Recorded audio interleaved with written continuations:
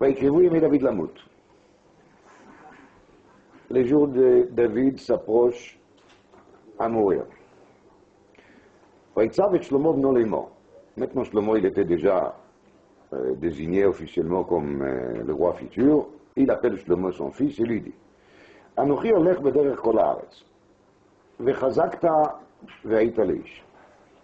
Malgré qu'il était encore jeune, comme tout le monde sait que Shlomo il avait à cette époque 12 ans, malgré ça, je te demande, sois fort et sois un homme. Sois pas un jeune homme, sois un homme. ושמרת את משמרת השם אלוקיך. ללכת בדרכיו, לשמור חוקותיו, מצוותיו ומשפטיו ועדותיו, ככתוב בתורת משה. לציווי il est, la demande il est, que Shlomo va respecter, bien faire attention sur le total. Drachav, Chukotav, Mitzvotav, Mishpatav, Veidotav. David ne va pas laisser s'échapper par aucune trou possible. Kakatu betorat Moshe. Leman taskil et kol asher ta'aseh et kol asher tifnei sham. C'est ça qui va te donner l'intelligence nécessaire. Taskil milashon sechel, taskil c'est aussi milashon tatzliach. Donc tu auras la réussite et tu seras partout où tu vas tourner, les gagnants. D'ailleurs, les Targum Yonatan sur les Pasuk Bet, dans lequel il est marqué Vechazakta Vaïta Leish, il ne les traduit pas comme je l'ai expliqué moi, dans le sens Pshat, il explique Vechazakta Vetehei le Gvar Dachil Chetin. Tu vas t'efforcer pour être Gvar Dachil Chetin, c'est-à-dire Adam Yareh Me'averot. Ça c'est Gvar Dachil Chetin.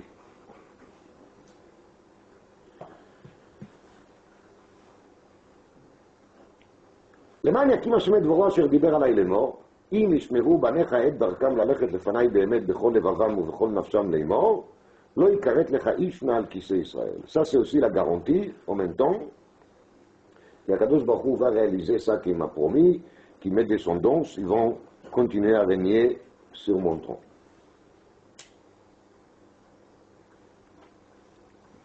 Donc on parle ici d'un testament d'un père juif qui dit à son fils avant de mourir que la seule chose qui va garantir son futur personnel et public, c'est quoi? C'est respect total et précis de la Torah sur tous les niveaux, y compris Yirat Shamayim, comme explique le Targum Yonatan, et il lui rappelle que la réussite en tant que roi, elle est aussi conditionnée par quoi? Par un respect très détaillé בכל לבבם ובכל נפשם ללכת לפניי באמת. Donc jusqu'à là, c'est très impressionnant. Et voici la grande descente. וגם אתה ידעת את אשר עשה לי יואב בן צרויה. Et toi tu sais ce qu'il m'a fait יואב בן צרויה. אשר עשה לשני שרי צבאות ישראל. Ça qu'il a fait à deux chefs d'état-major des tzivot Israël, des armées d'Israël. L'Avner ben Ner et l'Amasa ben Yeter. Vayargem, vayasem dmei milchama beshalom. Il les a tués, et donc il a mis un état guerrier dans un état de paix. C'est-à-dire qu'il a renversé une situation de paix à une situation de guerre. ויתן דמי מלחמה בחגורתו אשר במותניו ובנעלו אשר ברגליו. Donc ça c'est une expression très poétique qui se traduit par Chachamim autrement, et peut-être on verra encore qu'est-ce qu'ils disent Chachamim là-dessus. Mais les sens de cette phrase veut dire qu'il maintenant il a des sangs coulés dans la guerre qu'il tache sa ceinture plus ses chaussures. Façon de parler qui nous fait sentir qu'il est trompé dans le sang. Vous comprenez? Yoav ben Tsrouya, il est trompé dans le sang, de la ceinture jusqu'aux chaussures. Donc les chaussures, ça donne l'image que quelqu'un marche dans le sang. Et la ceinture, c'est parce que c'est sur la ceinture qu'il se trouve l'épée. Ça, c'est le sens pchat poétique de cette expression de ceinture d'un côté, chaussure de l'autre côté. Chazal, il les traite autrement. C'est pile et plein comme Chazal, il les traite. Dit David à Shlomo, après qu'il lui dit, Asher Asali Shnei Sarei Tzivot Israël. Il faut bien faire attention. Il dit Asher Asali Shnei Sarei Tzivot Israël. C'est pas très clair, hein? Ou bien Asali, ou bien Asalem. Mais il commence par dire Li et le Shnei. ועשית כחוכמתך, ולא תורד צבתו בשלום שאול. Sois sage, et avec ta sagesse, fais le nécessaire, que sa vieillesse ne va pas arriver en bas d'un homme, ou qu'il doit arriver בשלום. ושמרת את משמרת השם אלוקיך ללכת בדרכיו, לשמור חוקותיו, מצוותיו, משפטיו, ועדותיו, ככתוב בתורת משה. ללכת לפניי באמת בכל לבבם ובכל נפשם לאמור, כבר דחיל חטאים, ועשית כחוכמתך ולא תורד שיבתו בשלום שאול. C'est vraiment une suite extrêmement logique. C'est vraiment le suivi. ללכת בדרכיו, די לגמרא, מהו רחום? אף אתה רחום. מהו חנון? אף אתה חנון. מהו מבקר חולים? אף אתה מבקר חולים. מהו גומל חסדים? אף אתה גומל חסדים. מהו קובר מתים? אף אתה גומר מתים. תורה תחילתה וסופה חסד. ועשית כחוכמתך, ולא תורד שיבתו בשלום שאול. Sois malin, intelligent, débrouille-toi pour qu'il ne meure pas tranquille.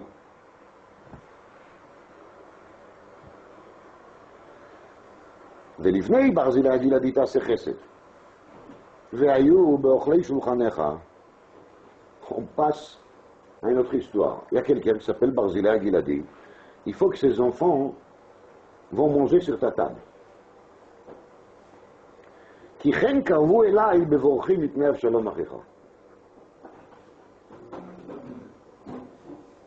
Car il s'est approché vers moi quand je me sauvais de ton frère Absalom. De cette histoire d'Absalom, il y a déjà quelques jours qui sont passés, quelques mois, quelques années.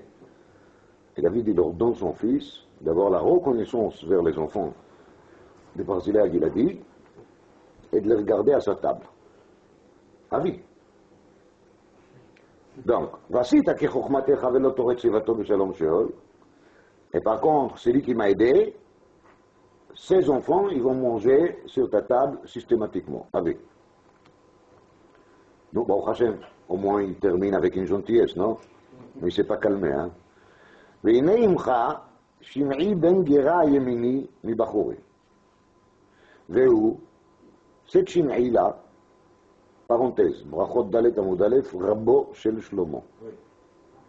הלכה אחת. שום הלכה אחת. לא הלכה ולא שתי הלכות, רבו של שלמה. C'est le רבי de שלמה, שמעי בן גרה. כל זמן שרבו של שלמה קיים, לא נשא שלמה את בת פרעה. C'est le רבי de שלמה המלך. Et voici David, il parle avec son fils sur le רבי de son fils. והנה עמך שמעי בן גרה בין הימינים מבחורים, והוא קיללני קללה נמרצת ביום לכתי מחניים. Quand j'ai parti à Machanaïm, il m'a maudit. והוא ירד לקראתי הירדן, וישבע לו בהשם לאמור עם עמיתך בחרב.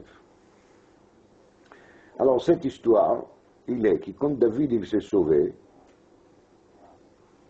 alors il y a Shim'i ben Gera qui l'a suivi David, lui il était en train de se sauver, et Shim'i ben Gera il court derrière lui et il est en train de lui maudire. Klala nimretzet, une malédiction très énergétique on va dire. Bemeretz. Donc, ensuite, il est revenu vers moi et il a déclaré sa fidélité.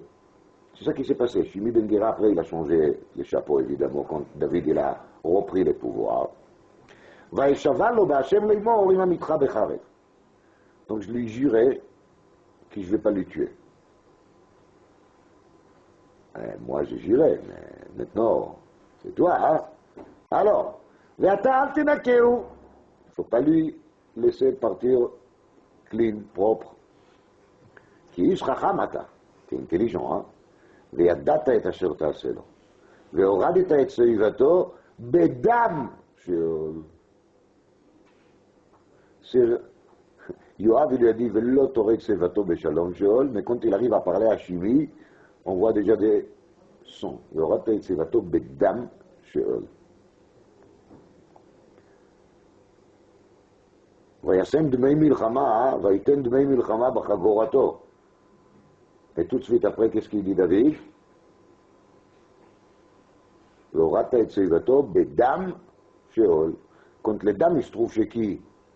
Chez Yoav. C'est péjoratif. Quand ça arrive à lui, il y a quelqu'un qui lui a maudit, alors ça y est, tout est permis. Y compris Bedam, Sheol. Des points, fin des testaments de David. Les deux derniers mots que Shlomo il entend, c'est Bedam Sheol. Voilà la dernière phrase.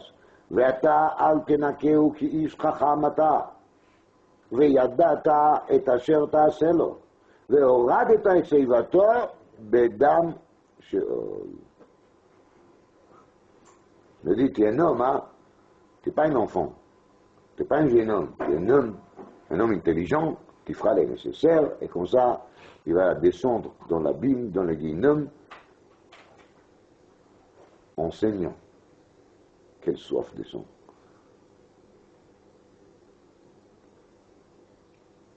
Ça, c'est la dernière des choses que Shlomo doit écouter de son père avant qu'il meure. Vaishkav David im avotav, vaikaver be'ir David. C'est terminé. C'est fini.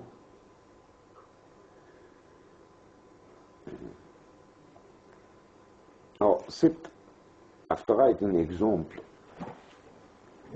typique jusqu'à tel point on est loin des connaissances des événements.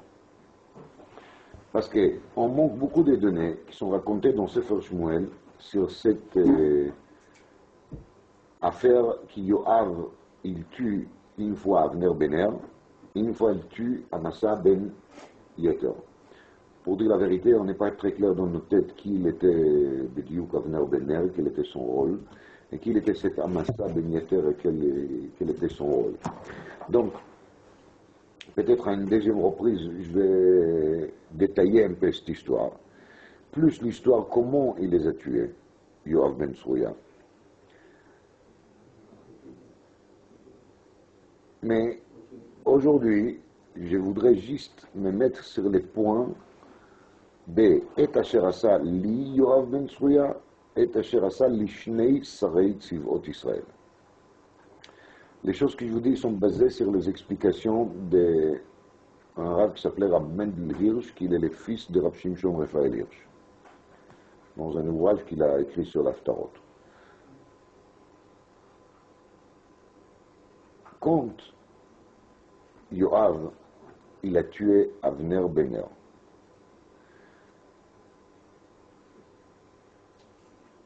c'est pas David qui l'a tué. Mais quand on regarde bien l'histoire, comment est-ce qu'il est raconté dans le Sefer Shmuel, c'est Shmuel Bet Perek Gimel. Et j'ai fait exprès aujourd'hui de ne pas entrer au détail, parce que ça mérite une discussion pour soi. C'est clair que toute personne qui était un peu intelligent, il pouvait soupçonner facilement que c'est David qui lui a envoyé de faire ça. Et il faut dire la vérité, que David il était capable de faire des choses pareilles. Regardez l'histoire de Uriah. Quand David il a jugé qu'il faut le faire, il était capable de le faire. Il s'est débrouillé, qui justement, Saratzava, il va lui mettre en devant pour qu'il meure. Donc, quand Yoav, il a tué Avner Ben-Er, il faut se rendre compte qu'Avner Ben-Er, il était des côtés des fils de Shaoul. D'accord? C'était clair que tous ceux qui comprennent un peu dans la politique, ils vont soupçonner immédiatement que c'est David qui l'a envoyé.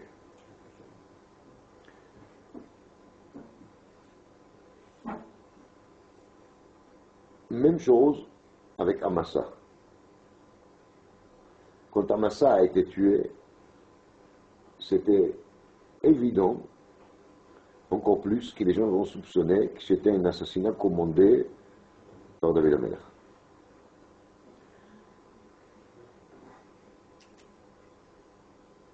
Maintenant, qu'est-ce qu'il peut faire, David? David, il ne peut rien faire. Parce que quand il va faire ceci, c'est-à-dire, il va commander l'assassinat de ces deux personnalités, et ensuite il va tuer Yoav. Qu'est-ce qu'ils vont dire les gens? Voilà, il a tué son complot, la personne qui était envoyée par lui, pour que personne ne pourra raconter qu'il s'est arrivé. C'est-à-dire, s'il va tuer Yoav, ça va renforcer encore la pensée des gens que c'était lui, le Shaliach de David. Et c'est pour ça que David l'a tué. C'est évident. Donc David, il était paralysé.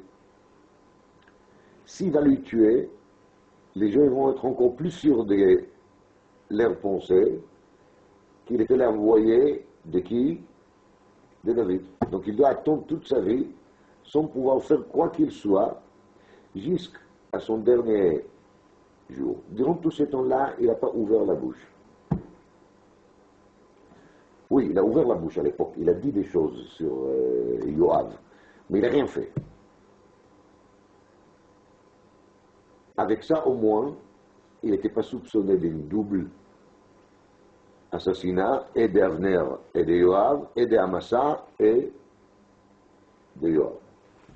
Mais c'est évident que David, il a été convaincu que Yoav Ben Tsrouya, il חייב מיתה, בלי שום ספק. חייב מיתה לא על פי בית דין, parce que si c'était חייב מיתה על פי בית דין, le בית דין il devait s'occuper. Il חייב מיתה מדין המלכות. C'est mot David, il était empêché de le faire. Donc aujourd'hui, une fois qu'il va mourir, Shlomo ne sera pas soupçonné de quoi qu'il soit. Parce que Shlomo, il n'est pas concerné du tout. Personne ne peut soupçonner que c'est Shlomo qui lui a envoyé de faire ça, parce que Shlomo, il n'est même pas né encore quand les événements étaient passés.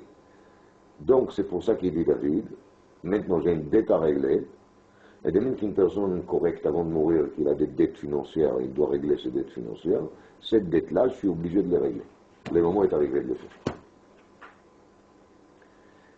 Ainsi, dans l'histoire des chimies, qu'il mérite aussi rentrer au détail, mais on ne va pas le faire aujourd'hui, de plusieurs raisons. L'histoire des chimies, il est que David, sur place, il n'a pas pu et il n'a pas voulu lui tuer parce que ça pouvait faire plus de mal que de bien par rapport à David lui-même. Surtout qu'ensuite, Shimi, il s'est présenté comme Baal Tshuva Gamo, évidemment. Il a tombé devant David, il a demandé Mechila, Vechenala, Vechenala, Vechenala. Donc les gens, qu'est-ce qu'ils auraient dit? Si quelqu'un vient, il demande, il s'excuse si bien, et après David lui tue, ça prouve que David il est quoi? Un cruel premier degré.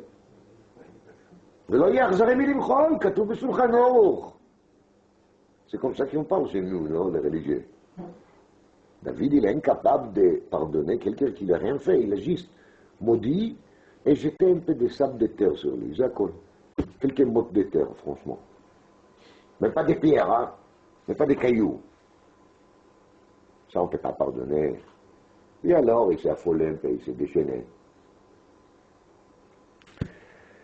David Amelech, il a compris que Shimi Ben Gera représente un danger continu pour Shlomo. Et il voulait alerter Shlomo à ce danger. Parce qu'il était son rebbe, justement. C'est Adam Gadou Batora. Et David, il a compris que si Shlomo ne soit pas alerté à la manière les plus claires, il risque d'apprendre de lui des choses très graves. Et encore pire, Shimi, il risque de lui détourner, comme ça s'est passé chez David à l'époque, avec un autre Chacham qui s'appelait comment? Achitophel. C'était à la route. Achitophel, la Chacham, qui en fin de compte, il a entraîné quoi? La révolte contre David Amelech. Et David, il voit très bien comment est-ce que Shimi, il peut casser la royauté de Shlomo. Et c'est pour ça ici, il lui avertit encore plus. Ish Chacham ata. Tu n'es plus un enfant, tu n'es plus un jeune homme, tu es quoi? Ish. Et soit Chacham, parce que Shimi Ben Gera, il est aussi quoi? Chacham. Donc, il y a data et Asher Tasel. C'est qu'est-ce qu'il a fait Shlomo à Shimi? Quelque chose de très intelligent. Vraiment intelligent. Il a appelé Shimi. Et il lui a dit, tu sais, à partir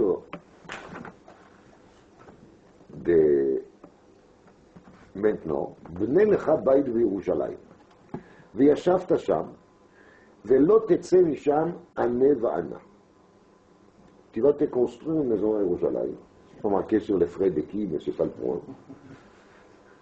Et tu ne bouges pas de la ville. Tu ne sors pas de la ville. והיה, ביום צאתך ועברת את נחל קדרון, ידוע תדע כי מות תמות. דמך יהיה בראשך. ויאמר שמעי למלך, טוב הדבר כאשר דיבר אדוני המלך, כן יעשה עבדיך.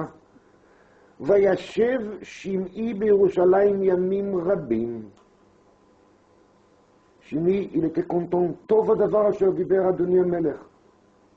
זבת חלב ודבש. Il coule de miel et de lait. ויהי מקץ 3 שנים.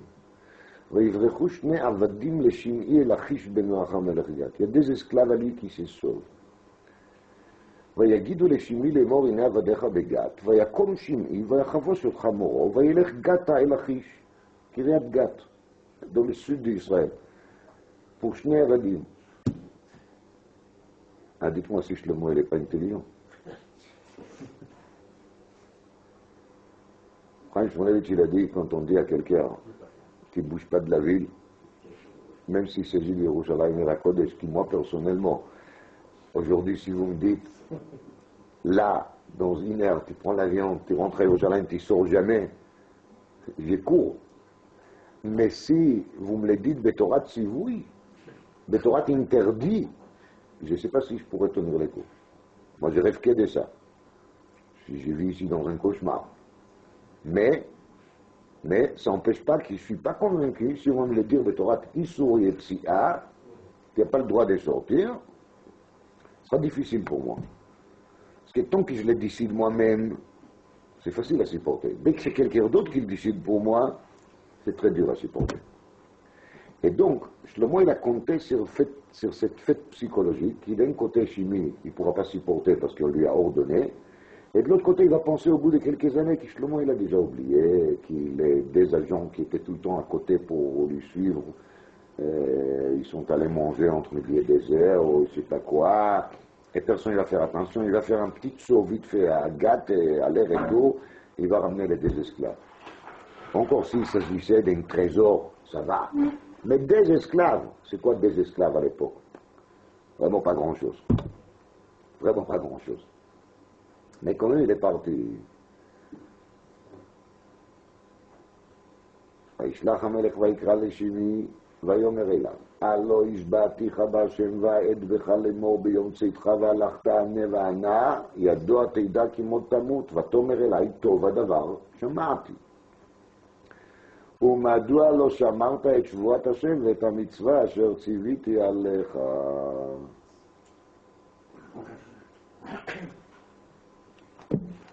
Il n'a pas eu de réponse, parce qu'il n'y a pas. Aucune réponse. Donc, en vérité, quand on lit des Ve'ora de Taïtse Vato Bedam Sheol, c'est pas du tout qu'il David il dit à Shlomo, cherche à lui tuer. Shlomo, il était très gentil. Il lui a proposé une prison en or, une prison dorée, d'être prisonnier dans sa maison individuelle à Jérusalem. Vous savez combien ça coûte, une maison individuelle à Jérusalem? vous rendez compte? Les prix de l'immobilier qui n'arrêtent pas de monter à Jérusalem. Il lui propose de vivre à Jérusalem, et s'il va respecter cette condition, rien ne lui arrivera, hein, rien du tout.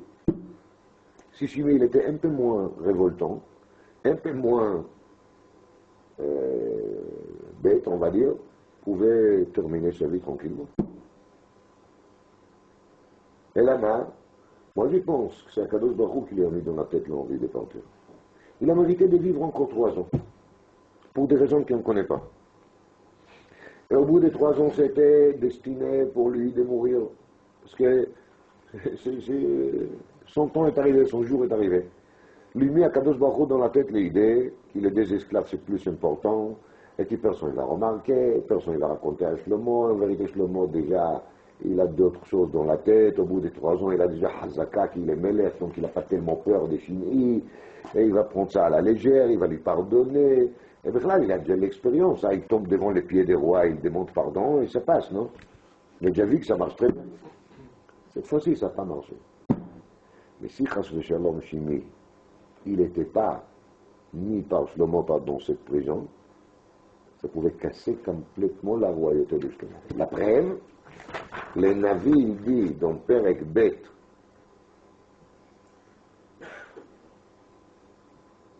Pasuk Men Vav, une fois qu'Ibnayahu ben Yehoyada, il a tué Shimei, on ne rentre pas en détail, ni comment, quoi, et ça c'est un sujet pour soi, c'est intéressant de savoir comment, quoi, mais ce n'est pas le sujet. Ensuite dit les Navi, va mamlacha nachona beyad Shlomo. Et c'est à ce moment-là que la royauté était vraiment bien basée entre les mains de qui? De Shlomo. Ça veut dire que jusqu'à là, c'était pas ça. Malgré les 3 ans qui sont passés déjà, la royauté était en train de trembler. Elle n'était pas encore solide. Vraiment pas. C'était pas encore ça. À partir du moment que Shimei a disparu, c'est là qu'il va avoir un enfant à Shlomo. C'est à ce moment-là. D'ailleurs, c'est intéressant parce que Shlomo, il a à ce moment-là quel âge? 15 ans. Ouais. Et tout le monde sait que la Gematria Ktana de Shlomo, elle est 15. Parce qu'il est titré par les Chachamim, les Kamonekomot, dans le Zohar HaKadosh, Sihara Bashlemuta. C'est-à-dire que la royauté de Shlomo, elle est comparée au moment dans le mois dans lequel la lune, elle est entière. C'est quel jour? C'est le 15. À partir des 15, ça commence à redégrader, à se rapetisser.